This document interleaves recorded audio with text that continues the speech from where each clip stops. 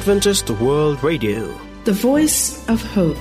Radio feon'ny fanantenana na ny AWR.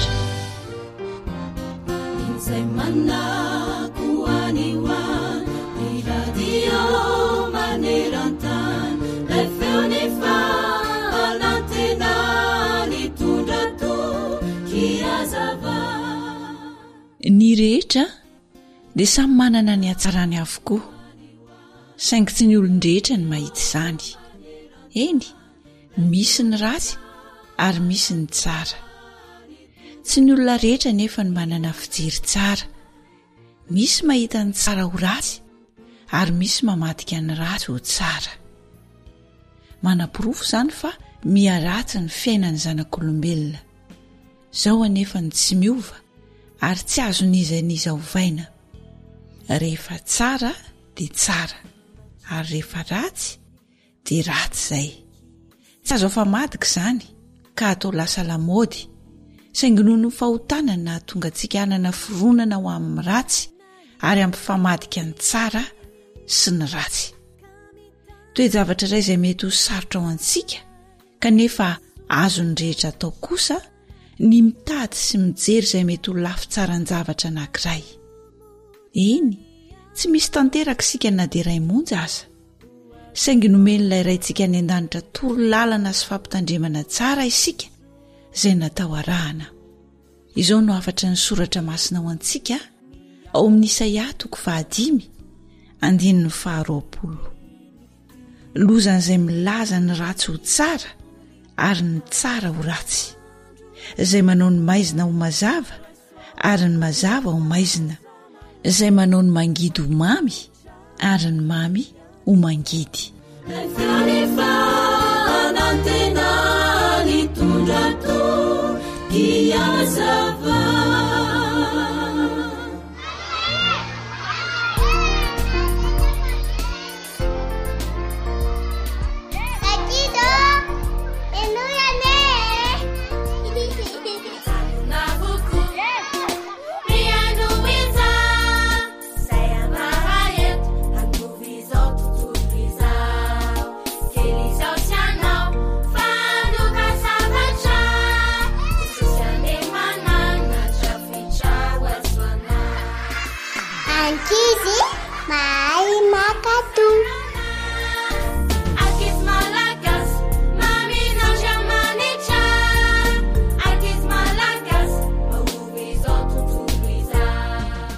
Dia miarapantsika rehetra indray tononona manokana amin'izany ny ankizy, satria hiaraka ao anatin'ny fotoana fo isika rakizy dia sao dia mbola misy ankizy any an-tokotany any mbola tsy tonga, dia na tsy ho aingana aloha dia hiaraka hiaino tantara anankiray isika rakizy ary andray lesona avy amin'izany.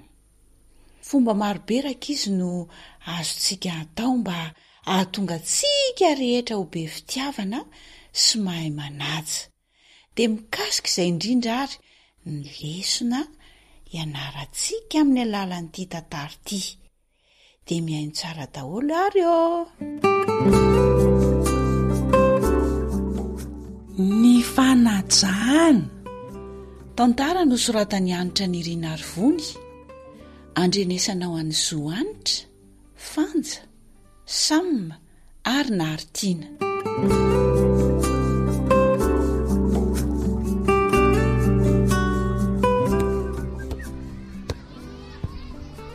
Fa inona ny mahavariana ny lahato ry Andrea?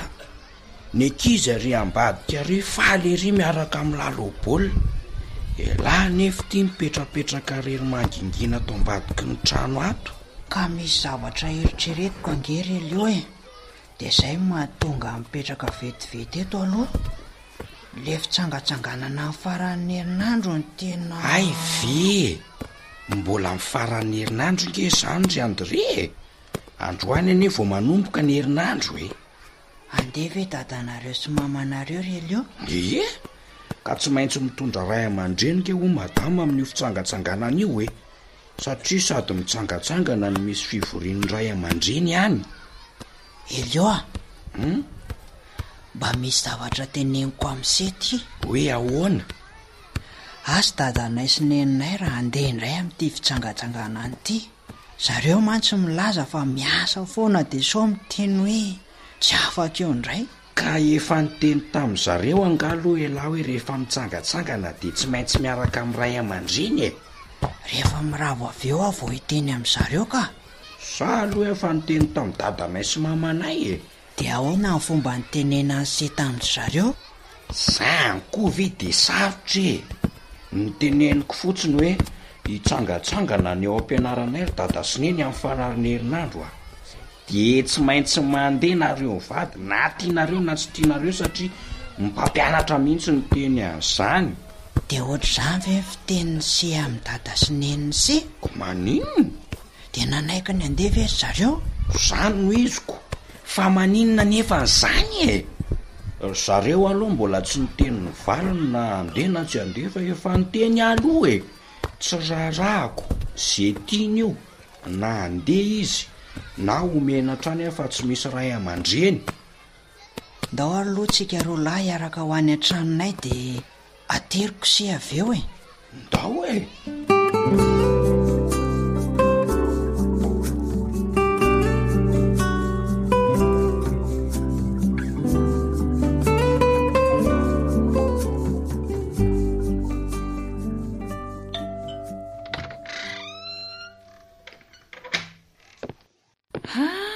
Manambahiny aitsika. Manahoana ny tovolahy kely mahafinaritra? Manahoana? Neny a. Elio no anarany a. Mpiara-mianatra amiko izy. Ay, faly mahafantatra ny Elio zany e. Tonga soa atao tranonay ianao. Ty misy mofo netiko anareo re. Hoano aloha io fa mbola hikarakara sakafo kely a. Misaotra neny a. Elio a, ary seto tsy misaotra. Misaotra e? Ay mo. Ataovy hoe misaotra tompoko. Misaotra tompoko. Ay, zany foana ve ny mahazatra anareo? Samy ato an-trano ve dia mifampihafaha ohatr'izany? Sady mandany fotoana be zaniko.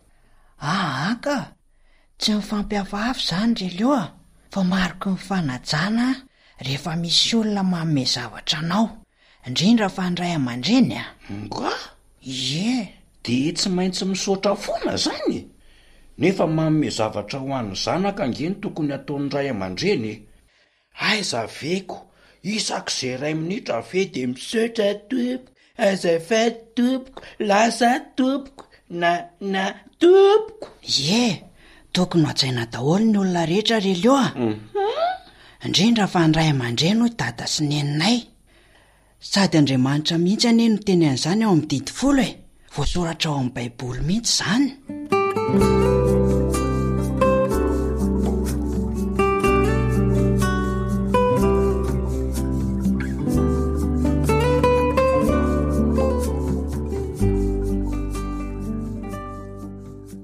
Orizy rola. Ahoana tompoko? Ho avy zay neny a. Efa vonona re sakafo fa aleo misakafo aty ianao ry Elio androany atoandro a. Raha mety dia aleo atsoina mihitsy aloha neninareo sao dia mieritreritra izy hoe aiza ianao. Manahirana zany fa aza miantsoantso zany. Tsy fatany ve hoe aty an-trano namako matoa tsy mody any an-tranonay. Zany ve dia tsy ho fantany e. Tsy mety zany anaka. Tokony ary tsy maintsy fantatry ny ray aman-dreny ny lalana rehetra lehan'ny zanany. Azonao? Mitaintain izay ray aman-dreny hoe nakaizanareo raha tsy miteny. Sady mariky ny fifanajana ao an-trano zany e. Mila miteny izay toerana andehanana nareo ankizy alohan'ny voahana ny trano. Eny fa na dia ny olon-dehibe aza dia tsy maintsy miteny amin'ny zanaka ny toerana lehany ihany koa. Hitany Elio zany. Ilaina foana ny fanajana samy ato an-trano aza. Ay, ndia mba hanao toy izany koa. Elio, omeo aneny ny carnet de correspondance sy hijeren'ny telefonin'ny dadanareo na neninareo. Dia izy no miteny hoe aty no misakafo androany atoandro.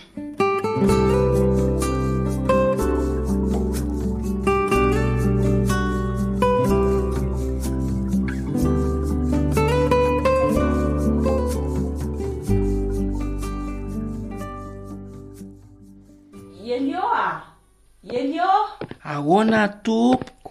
Ndry tony e, tena faly mihitsy afa tena niova be mihitsy ianao relio Za very mamy. Ieno lasa endry, mahay manaja olona, de lasa mahatsiaro mivavaka misaotra an' Jesosy foana mialohan'ny sakafo. Rehefa maraina de lasa miarahaba ny olona rehetra atao trano. Ie, tena faly mihitsy afa manana zanaka endry sy mahay manaja. Namako ry mama ny tena isaorana. Mahafinaritra ry zareo ao an-tranony ao Zany? Mifanaja daholo na lehibe na kely. Tsy misy miteny mafy zany fa milamina daholo rehefa miteny izy rehetrarehetra. Mahafinaritra e. Ndry, sofa tsara namana zany ianao relio Tena misaotra an' Jesosy mihitsy tsika fa nahazo namana tsara ianao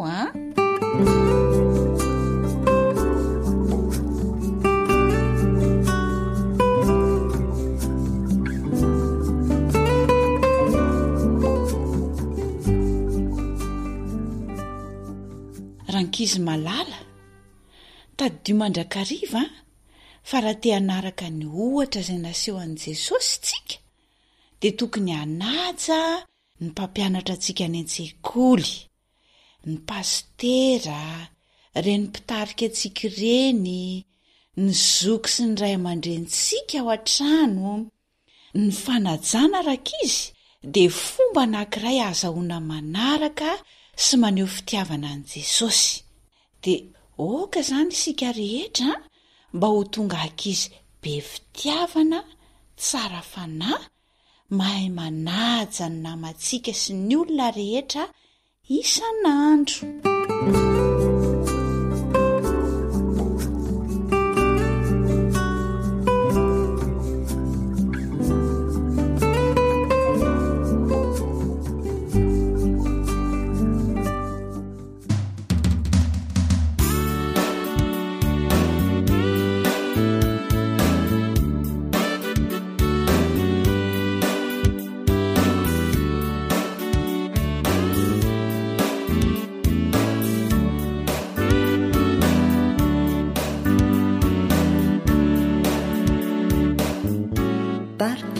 Derabako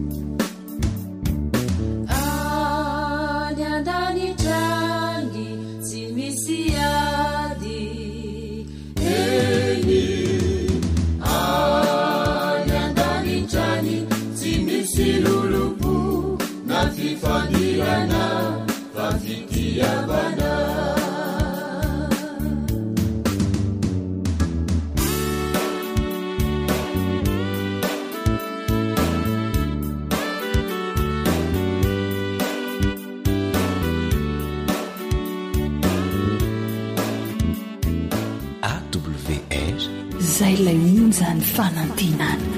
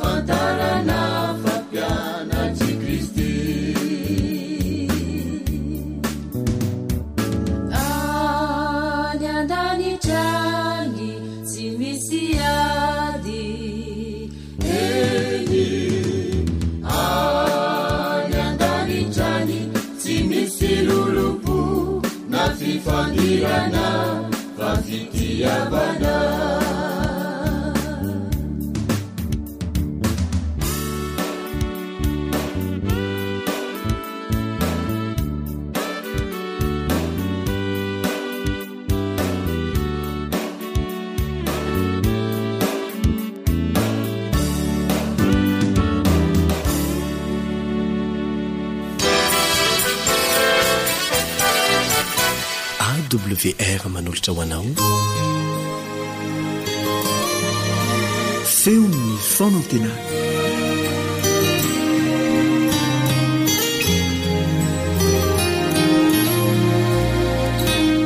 efaly miarabanao indray ny mpiara-mianatra ny tenin'andriamanitra aminao Elion Andriamitanso. Misy manontany aho hoe nahoana ianao no miteny hoe mpiara-mianatra kanefa mampianatra. Mpiara-mianatra isika satria ny mpampianatra tokana antsika rehetra dia ny fanahin'Andriamanitra. Mbola miara-mianatra isika fa fitaovana fotsiny izay mampita ilay fianarana.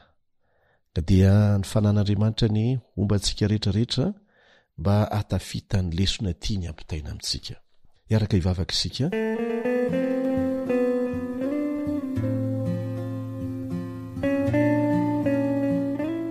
Raha izay an-danitro misaotra noho ny fahasoavanao izay tsy mety ritra atobaka ao aminay, mba hisy asany eo amin'ny fiainanay an'izany, hisy asany eo amin'ny fiainany tsirairay aminay, fa tsy handeha amin'ny fahazarana fotsiny fiarahanay aminao sy ny zavatra ataonay rehetra amin'ny atsipiriany isan'andro. Rehefa misaraka aminao izay dia izany tokoa mony tsy maintsy mitrango eo aminay. Tsy manana fahitana lavitra ny amin'ny tokony atao izay, na ny afaka ray segondra aza tsy hitanay.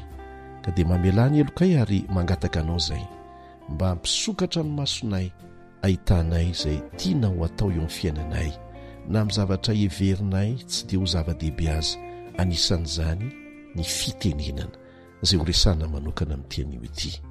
Angatahana amin'ny anaran'i Jesosy izany vavaka izany. Amen.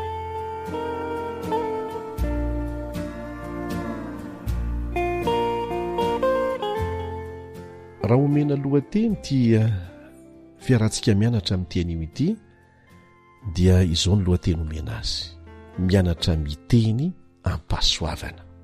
Ahoana hoe mianatra miteny ampahasoavana? Ny hoe fahasoavana dia fanomezana omena maimaimpona ho an'izay tsy mendrika an'izany mihitsy.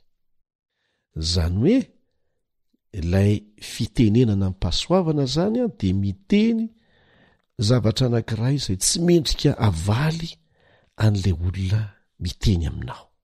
Zao ny fomba ilazana an'izany ao amin'ny tenin'Andriamanitra. Amin'ny Kolosiana 4:5. Kolosiana 4:5. Aoka ny teninareo ho amin'ny fahasoavana mandrakariva, ho mamy sira, mba ho fantatrareo izay tokony havalinareo ny olona rehetra.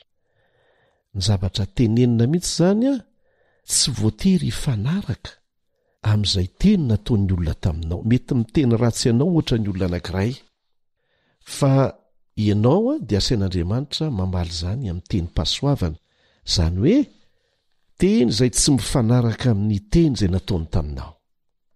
Ka raha manopy izy dia tsy opa no havalinao azy, fa teny pasoavana.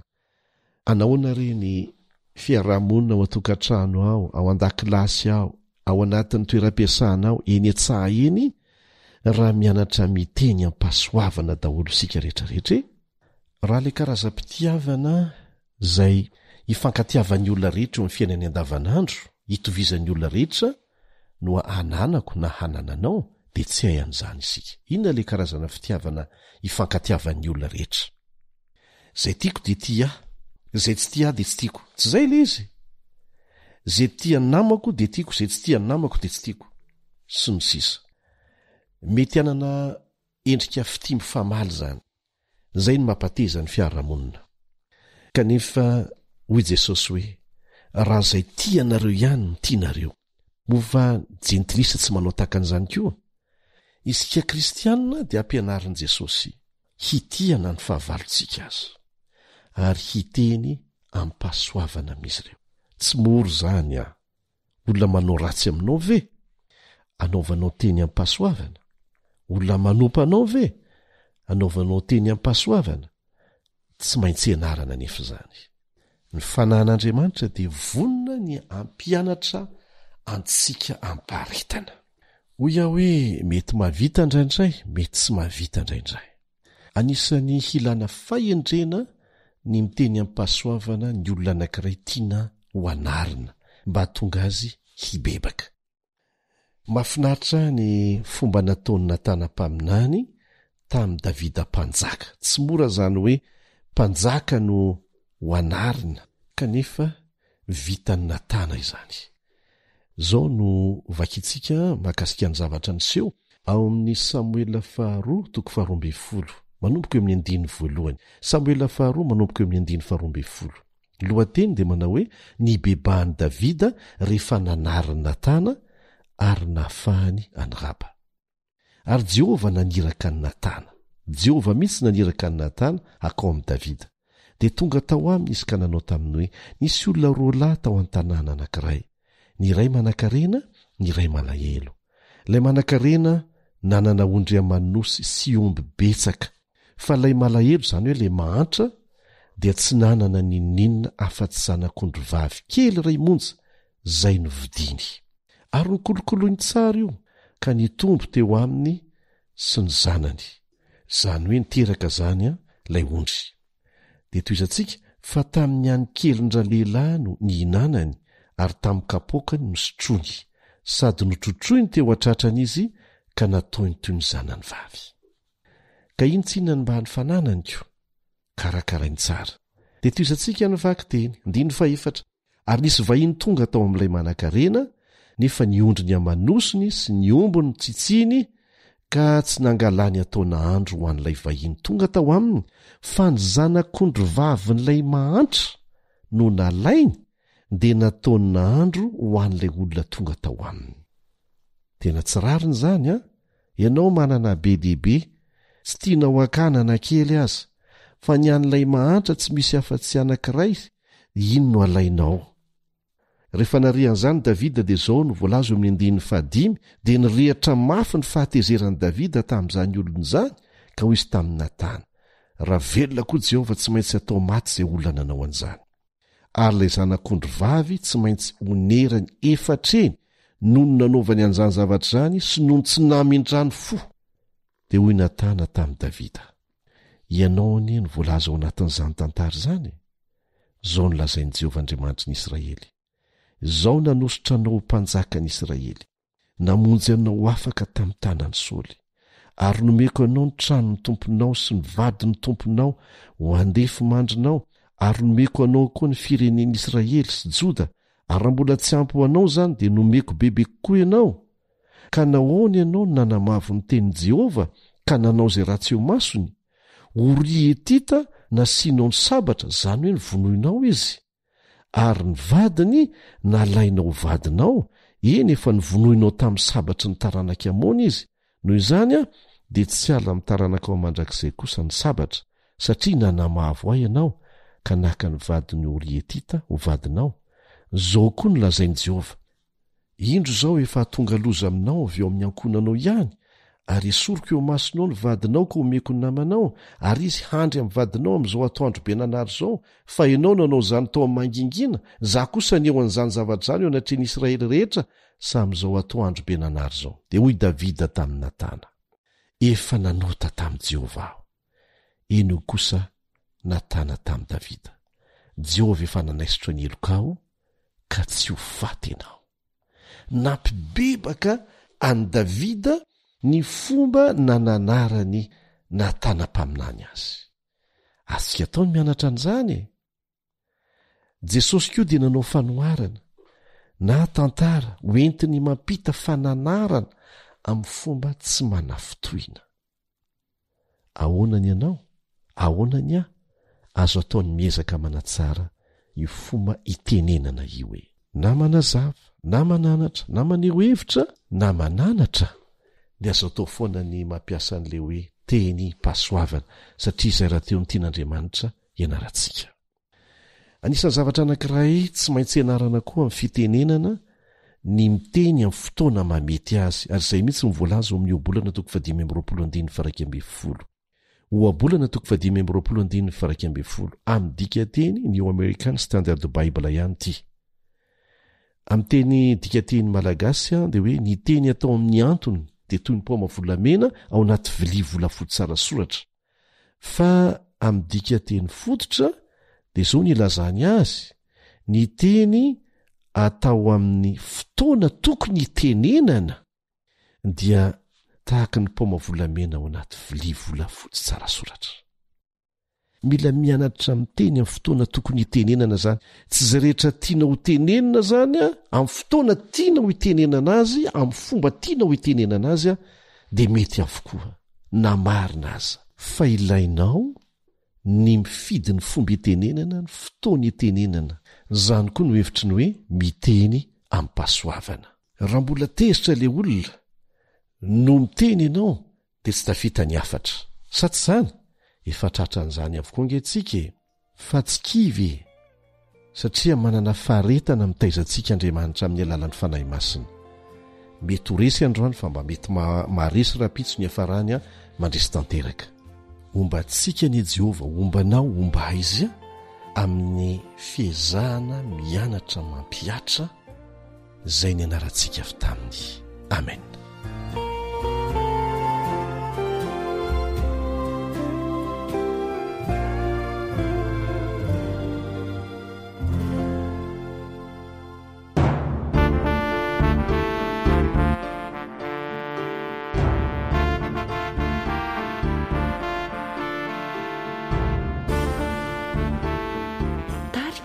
Ambassadora.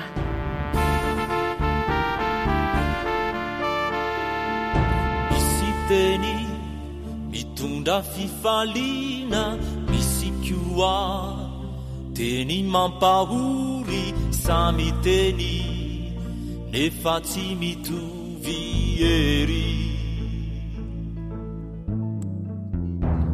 Ny endri misain'izay lazaina ny andala, tsy madio fiteny, tsy mananja, manaraby manaratsy.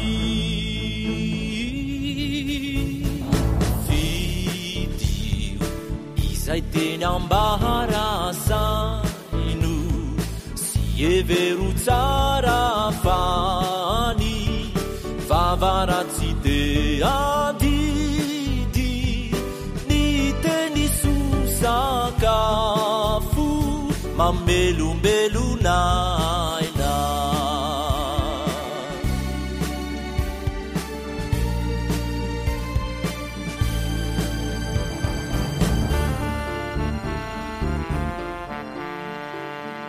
Vavaratsy mandratrany ao anaty mankarary, ny fo mampitomany maningotraina, manimba fihavanana. Teny mami no aokao ambara, teny soa maharavoravo no lazaina, fa tsy teny mankarary.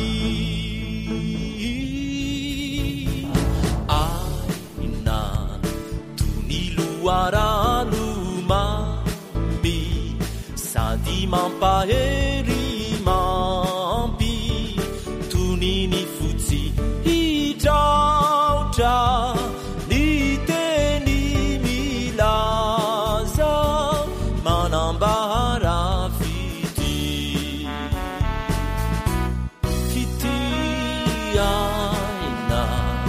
tony loarano mamy sady mampahery mampy toniny fotsy hitraotra ny teny milaza manambara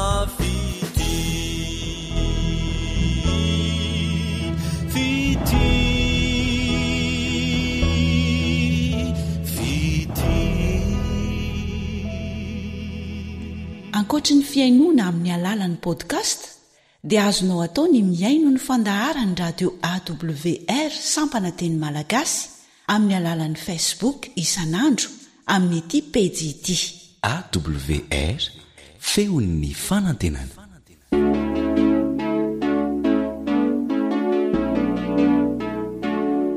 tanora mandray andraikitra mitondra fanantenana.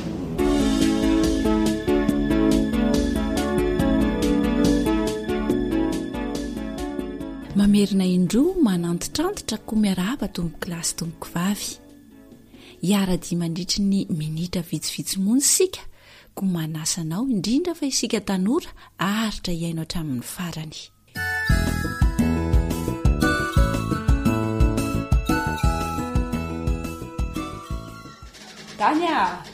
Dany andre ary marary nga ianao to mbola eto mpandriana ihany hatramin'izao e. dia torobe ako fa tsy mianatra nga ty ianao fa firy zao e. amin'ny fito nefa ianao ange mbola tsy maintsy anatitra nyity bokin'olona ity e. aleo ateriko rariva fa taraka efatry ny maly ene ianao ny tokony anatitra nyity zavatr'olona ity e. angatahanao andro foana mba menara matoky amin'ny teny nomena ary tany ah. ka tarafidirana ny ahy e sa eto tiary ateriko fa aleo aho tarany e. eno kely alohanaka tsy maintsy mila mianatra mandamina ny fotoananao ianao isanandro atao meloa ny fandahara-potoana fa tsy hoe zay tonga ao an-tsaina sy mahafinaritra ihany no atao ka efa ndeha hianatra anie zao ny fandahara-potoanako e. nefa ianao raha tsy nifoaziko dia taraiky tao omaly ariva lozanao nijery tele sy ny lalao fotsiny ka tsy ala volo mihitsy ve zany ny olona e. ilaina mihitsy zany fa asio fandahara-potoana e. raha ny fotoana laninao nijerena tele teo zao no nanateranao an'le boky dia nety tsara. Zay ange avo mba nijery telery neny fa neny kotsy. Manam-potoana hijerena tele ianao fa tsy manam-potoana anaovana izay zavatra ilaina sy tokony atao a. Manam-potoana iretana torilalovana jeu vidéo ianao fa tsy manana fotoana toriana ara-dalàna ô. Tsy hijery tele sy lalao tsony zany zay e. Zay mahasoa anao anery-dany ny tadiaviko e, fa tsy ny mahafinaritra anao fotsiny. Eritrereto aloha ny vokany dia safidio amin'izay ny tianao atao. Tsy ankizy tsony ane ianao fa efa mialehibe.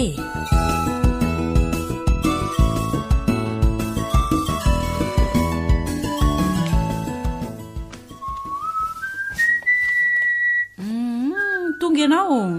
Ie, tena nona be aho zany fa inona aloha ny azo hoaninao reny eny a? Jereo fa misy voankazo ao azonao hoanina e. Dia misy mofo ihany koa anaty fitoerany ao. Fa melao zandrinao a. Yo!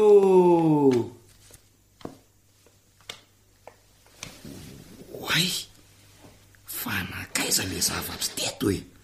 Izandray ary nampirina azy. Zavatriny zany e. Nisy kahier sy pataloha teto ambony fandrinako teto rony eny a. Tany a. Fa eo ambony fandriana indray ve ny fipetrahan'ny kahier, ny kitapo, ny akanjo sy ny vilianao ankehitriny e. Ka diniko ko. Saika ampirina azy any ahy e. Dia tsy mba misaotra izay nampirina azy akory ve ty ianao e? Zandrinao anie ny nampirina azy teo e. Misaotra e. misy zavatr'olona tena ilaiko zay any anatin'le pataloha. Afa baraka androany raha tsitsy zay. Ay zazy. Fa impiry moa ianao Rodany ny tenenina foana hoe ny zavatra rehetra avy nampiasaina tonga dia averina amin'ny toerany. Amin'izay ianao tsy sahirana mitady toy izao. Ka napetrako teo ange aloha dia hoe rehefa tonga avy mianatra mampirina azy. Ny fandriana avy natorianao tamin'ny maraina rariva vao ampirimina. Ny vilia avy nihinanana maraina rariva vao sasana sy ampirimina. Ary ny akanjo tsy maninona raha indray niny ho ataoko ihany ene zany e. Sao are mbola toriany ianao amin'ny herinandro fa aza matory mihitsy alohandroany rapitso ihany koa. Dia mbola isakafo ihany ianao rariva sy rapitso fa aza mihinana mihitsy aloha zao. Mety foana io. Nyaniny kots tena tsy azo neny le resaka e. Azoko tsara mihitsy ny tianao lazaina e. Misy zavatra mampalaina sy mahakamo ane ny manao azy Rodany amin'izao taonanao izao e. Araka ny fiheveranao azy nefa tsy maintsy ataonao sy izaranao zany satria mahasoanao raha hatr'izay. Aza mianatra nininna angenao zao e. Dia ho hitanao fa tsy mahay nininna ihany koa ianao atsoatsina rehefa lehibe. Itokantrano rehefa naninanina io dia hitan'ny kely zany. Ka rehefa tsy mizatra mampirina ianao dia tsy hay ampirina izany mihitsy e. Rehefa miasa ny arina eny dia tsy maintsy mitady mpanampy ianao an'izany e. Tany marina izany. Nefa tadidio tsara fa tsy misy mpampiasa mahazaka ny fomba fiasa sala amin'izao ataonao izao. Na mpampiasa mahita birao mikorotana izany ka afinaritra azy.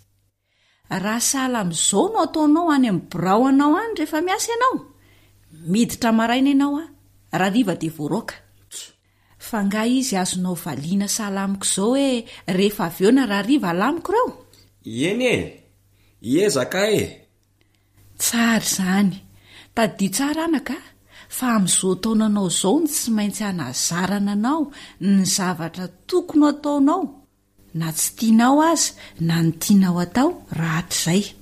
Fa tsy rehefa lehibe manambady ianao na rehefa antitra izay vao anao an'izany. Tara loatra. Efa melehibe ange ianao izao Rodany. Ary aza mampitany fiainanao amin'ny tanora namanao tsony hoe ihany na manao an'izao ka za tsy maintsy manao an'izao koa.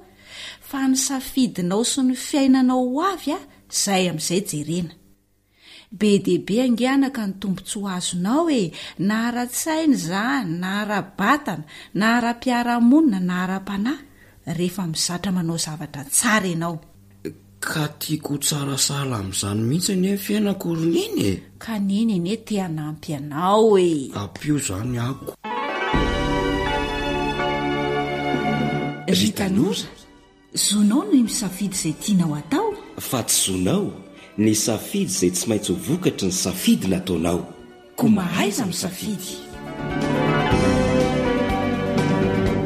Misy lesona tokony hosotontsika ao anatin'izay tantara no enoana teo izay. Inona ary ny afatra fohy azonao apetraka ho an'ireo zatovim-piainao antsika amin'ny mahazoky anao Elion? Raha ny taonany zatovy no resahana na ny zatovy lahy na ny zatovy vavy dia eo ny fotoana izay lazaina amin'ny ankapobeny hoe fotoam-pahasambarana. Saingy mamitaka ihany zany fitenenana izany raha tsy mitandrina isika. Miseho amin'ny endriny tsara indrindra mantsy ny fiainana eo amin'ny taonany zatovy. Raha tsy haitsika tanora eo amin'ny mahazatovy antsika nefa ny manararoatra ny heritsaina, ny fotoana, ny talenta, ny herim-bata nananantsika mba hafahana miomana ho amin'ny fahalehibiazana dia ho fahalehibiazana feno fahoriana sy fanenenana ny fahalehibiazanao. Ary izay indrindra no anton'izao fahandarana izao ifampiresahana amintsika zandry mbola zatovo mba tsy hanenenana raha toka tsy manaraka ny torohevitra omena izokinareo ianareo. Ny fahazazana dia miavaka noho ny tsy fahafahamanao zavatra loatra. Mbola miankina tanteraka amin'ny ray aman-dreny sika eo amin'ny fiandohan'ny fahalehibiazana kosa no azo lazaina hoe etombohan'ireo adidy manandraikitra isan-karazany zay tsy ahitana fotoana mihitsy aza indraindray ny hamitana azy reny, ny asa, ny fahatsompanantenana, ny adidy mavesatra no tandravadik'oditry ny fahalebiazana. Ary raha tsy miomanao amin'izany ianao amin'ny mahazatovoanao dia hosahirana tanteraka amin'ny fotoana tsy maintsy idiranao amin'ny fahalebiazana.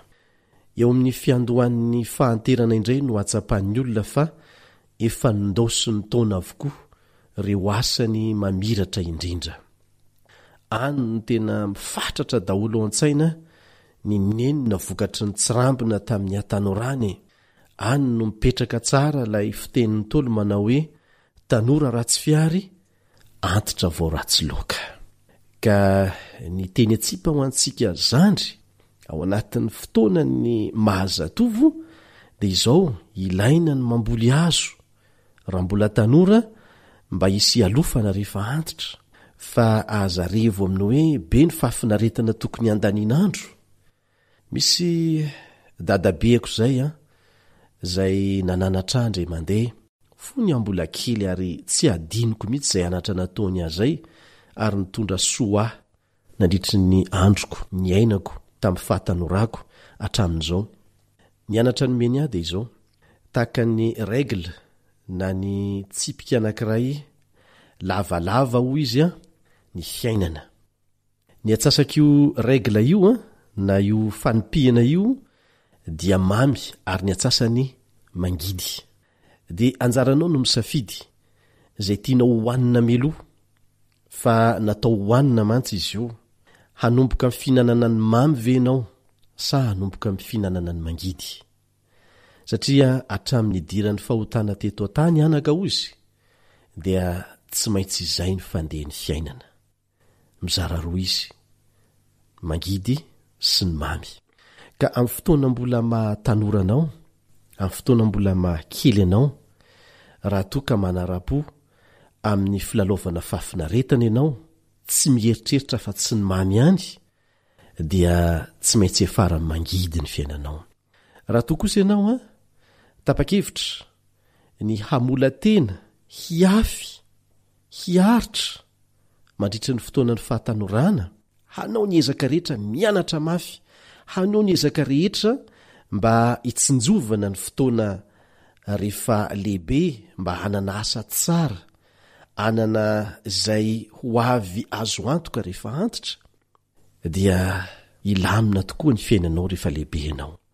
Ary arotsika porofoina izany eo amin'ny manodidina antsika. Ireo olona izay nanao tsirambina ny fianarana, ny asa mafy, ny famolahana ny toetra tamin'ny fotoana ny fahatanorany dia mifika ny mangidy mihitsy eo amin'ny fahalebiazany. Azonao atao ny mandray anatra avy amin'ireny olona ireny. Tsy azonao atao mantsy ry tanora namana ny hanana fahatanorana indroa. Indre mandeha ihany no mandalo amin'ny fahatanorana isika. Fa tsy maintsy miroso amin'ny fahalebiazany ary hiditra amin'ny fahanterana raha sitrapon'Andriamanitra. Ka azonao atao tsara zao no mifidy zay ho asa mandrarahanao, zao ny fanomanana azy amin'izao fahatanorana zao. Tsy milaza zany hoe aza milalao baolina, aza mijery tele, aza mitsangatsangana, aza mikorana miaraka amin'ny namana. Fa asio fotoana ny zavatra rehetra, alaminy ny fandaram-potoananao ary aoka tsy ny namanao ny ibaiko ny fotoananao, aoka tsy ny zavatra mahafinaritra ny sofinao sy ny masonao sy ny vatanao no ibaiko ny fandaram-potoananao, fa jereo lavitra miaraka amin'ireo zokinao sy ny ray aman-dreny manodidina anao, ny ho avy miandry anao, dia manapa-hevitra hanomana izany ampamatorana. Ekeo ny anatra o amen'ireo manodidina anao satria be sady ange ny nenina nahazo azy ireo no mitsirambina natao tamin'ny fahatanorana. Azonao atokana ho an'ny fitadiavam-bola makarena ny fiainanao, na koa entinao hanasoa ny olombelona toanao raha toa ka tsara homana ianao mandritra ny fahatanorana.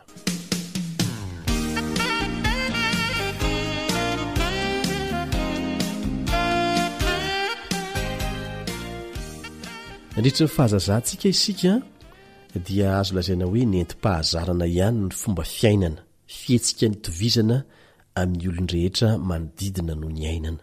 Fa amin'izao fotoana izao, amin'ny fotoanany mahazatovo, dia tsy voatery ampitovy ny fihetsika eo amin'ny hafa intsony ianao, satria ny olona tsirairay dia noharian'Andriamanitra hanana ny maha izy azy. Ny olana mahazo antsika tanora dia ny faneren'ny namana. Tsy maintsy izay ataon'ny namana no atao raha tiana ny hijanona ho naman'ny namana. Fa raha tsy izany dia mety ilaozan'ny namana, kanefa sarobidy ilay namana. Zay ny olana. Ka tsy maintsy misy fanapa-kevitra entitra ataonao vao afaka miala amin'izay faneren'ny namana izay ianao. Tsy hoe ho atao fahavalo ange ilay namana, fa mandinikely fotsiny hoe hitondra ho aiza ny fiarahako miriri fotsiny manao izay tiany namako atao. Inona no tehiriziny ho aviko ho ahy raha izay ataoko foana. Efa olona matotra ianao efa tsy zaza intsony. Ka ny fahalalana azonao tamin'ny fotoana izay niarahana tamin'ny ray aman-dreny, mety mbola miaraka amin'ny ray aman-dreny izy ianao zao, fa ny fotoana izay niarahanao tamin'ny ray aman-dreny dia efa nisy zavatra nahafahanao nianatra zavatra betsaka, ahafahanao manorona ny safidy tsara ho amin'ny ho avy tsy misy fetra misokatra eo amin'ny lohanao. Noho ny fandrosoan'ny taona nefa tsy ela koa rene dia hiena ny fahafahanao misafidy malalaka, miatery io, ary ny fanapa-kevitra rehetra dia hiankina amin'izay noraisinao eo amin'ny mahazatovo anao io. Ka raha teo mpivarotra ianao ohatra dia tsy maintsy manaraka fianarana mitondra ho amin'izany asa izany, efa miaina tsy kelikely amin'izany, sady mijery ny fanao ny mpivarotra, mijery ny lafy tsara ny lafy ratsy, ny inona ny tokony ataoko. Dia ho hitanao any aorianany anefa raha manao dia miverina any amin'ny fanapa-kevitra ianao satria diso safidy, dia ho hitanao fa mila tsy ho azo atao mihitsy, mila tsy azo atao intsony ny anova moramora ny fanabeazana na ny safidy efa niraisinao. Noho izany saropady ny safidy atao eo amin'ny atanorana, eo fotoana mahazatovo. Ankoatran'izany, raha misy atondrara anankiray manitona anao dia tsy fianarana atao zavatra hafa akory ny mahasoanao kokoa, fa fianarana raharaha indray amin'izay fotoana izay.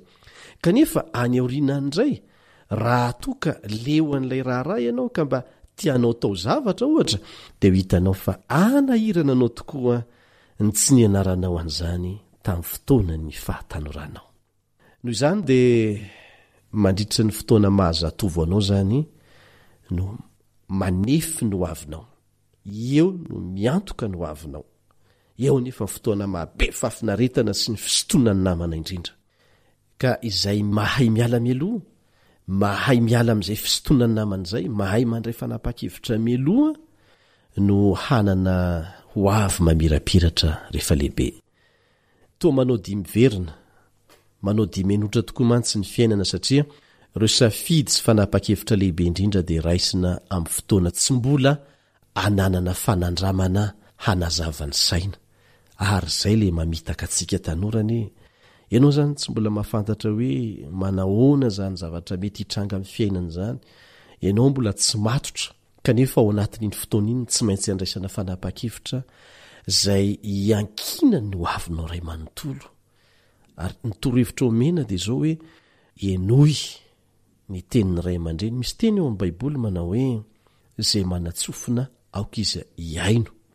Ny zavatra misy amintsika tanora nefa amin'izao fotoana izao tia nampitsofina isika satria tia hampanaram-po ny fafinaretana. Tapenana kasika ny sofina, raha tsisy kasika aza tapenana ondana ny sofina, tapenana tanana ny sofina, tsy tia halala, tsy tia hiaino. Kanefa ny vokatra izany dia tsy maintsy tatazantsika, henoy ny anatry ny zoky, henoy ny anatry ny ray aman-dreny, fa misy zavatra na ny enenan'izy ireo mafy ka tsy tiany hahazo anao intsony. Alohan'ny andraisanao ny fanapa-kevitra farany dia mipetrahany eritreritra eo amin'ny toerandreo efa zoky olona ka andraminy asa efa nifidiny. Ohatra izany, jereo ny nanjohan'ireo izay nanao safidy ratsy teo amin'ny fahatanorany. Amin'izao fotoana izao izy efa lehibe vao mitanisa nenina isaky ny segondra sy ny minitra, isaky ny mandingana ny tongony eny an-dalana eny dia mitanisa nenina vokatry ny tsirambina natao tamin'ny fahatanorana.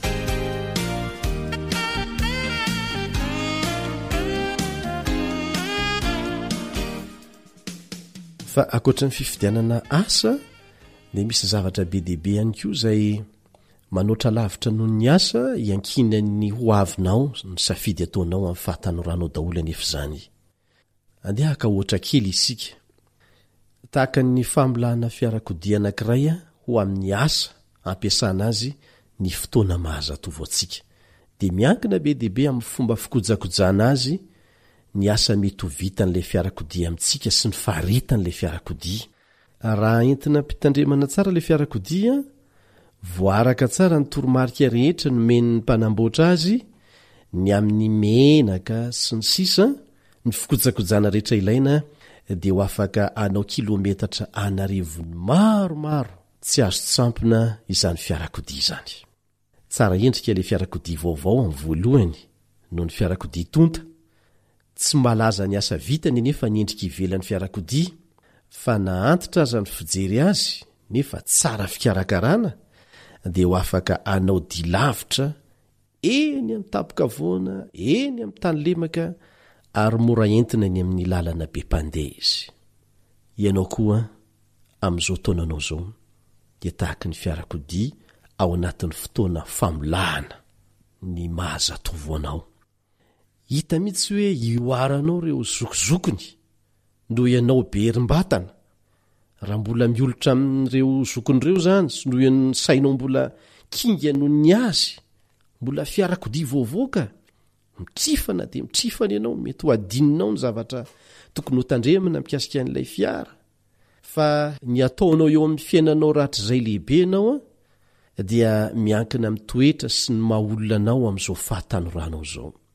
Tahaka izay mety hiatra amin'ilay fiara tsy mitandremanao no hiatra amin'ny fiainanao rehefa lehibe ianao. Hiariary ao ny aorinany tsy fitandremanao ny fahamaivamaivana ny toetra avelanao aka-toerana eo aminao amin'izao mahazatovanao izao. Tsy azo atao anefa niova toetra tampotampoka rehefa lehibe. Mandatsapaka ny toetra raisina amin'izao fahatanorana izao. Hiantoka ho avy mamirapiratra rehefa lehibe ianao. Ry ray aman-dreny, zaro amin'ny lalana tokony alehany ny zaza, be azo hahay hitondra-tena tsara ny tanora, hahatratrara ny tanjona tsara eo amin'ny fiainana, hiarovana azy amin'ny voka tsy nirina sy ny aretina azo avy amin'ny firaisana ranofo, indrindra ny VIH sida. Anjarantsika rehetra ny mandray lesona, anampy sy hitay antsika amin'ny safidy tsara ataontsika tokoa ny ilay raintsika izay any an-danitra. Atretindray aloha ny fiarahana fa manome fotoananao amin'ny manaraka indray namanao fanjaniainana natotosany fandarana ao antsika tanora teto, niaraka tantinary ny sahana ny lafin'ny teknika. Tompona andraikitra namanao Elion Ndremitanso.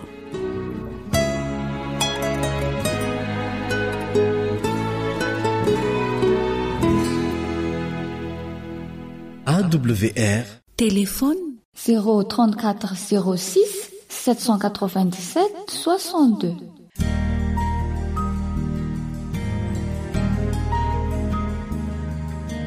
Faneteninao no fahamarinana. Taridalana manokana fianarana baiboly avoaka ny fiangonana Adventista maneran-tany. Iarahanao amin'ny radio feo ny fanantenana.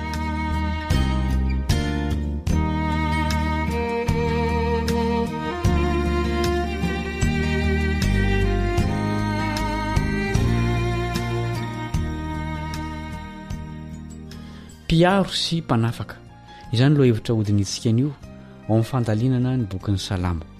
Manasanao anaraka izany hatramin'ny farany ny mpiara-mianatra aminao Kaleba Andretsikivy.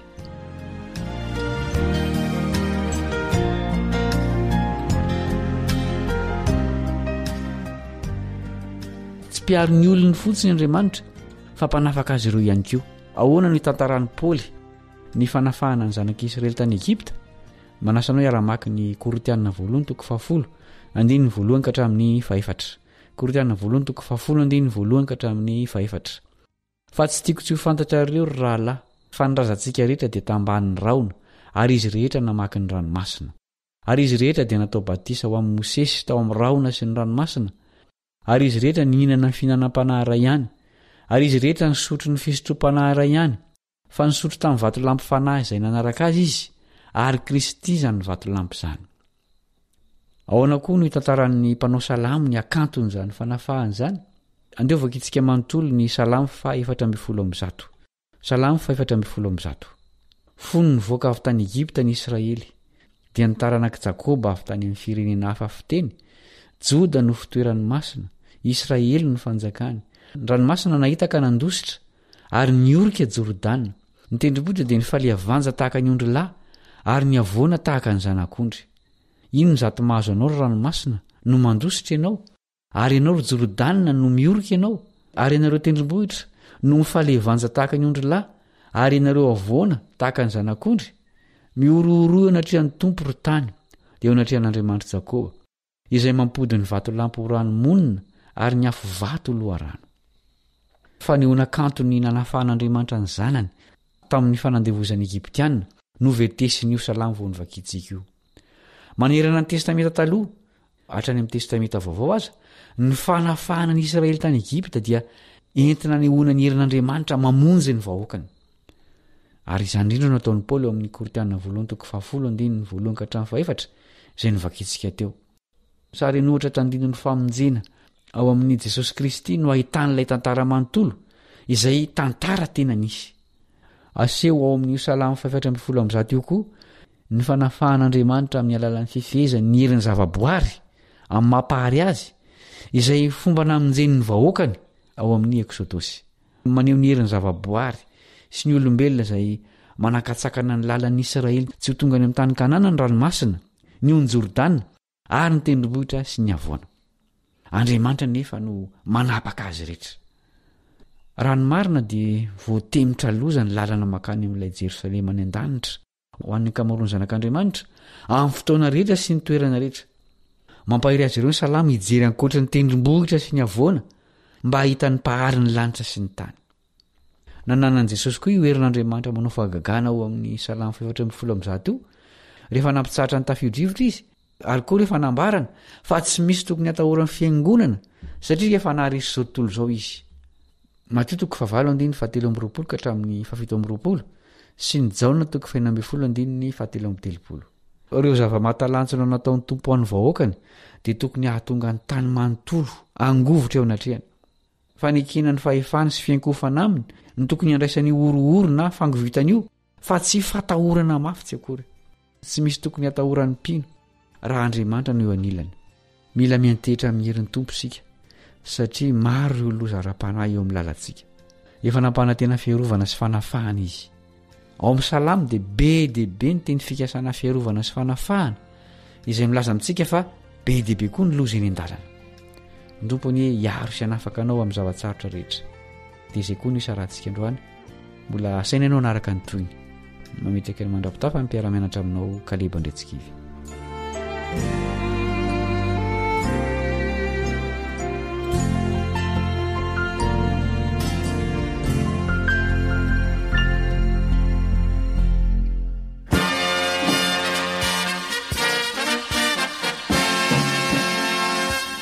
Adventist World Radio, The Voice of Hope. Radio Femon'ny Fanantenana. Ny farana treto, ny fanarahanao ny fandaharan'ny radio Feo Fanantenana na ny AWR amin'ny teny Malagasy. Azonao ataony mamerina miaino sy maka maimaimpoana ny fandaharana vokarinay amin'ny teny pirenena mihoatriny 100 amin'ny fotoana rehetra. Raisoaryn'ny adresy ahafahanao manao izany: awr.org na feofanantenana.org.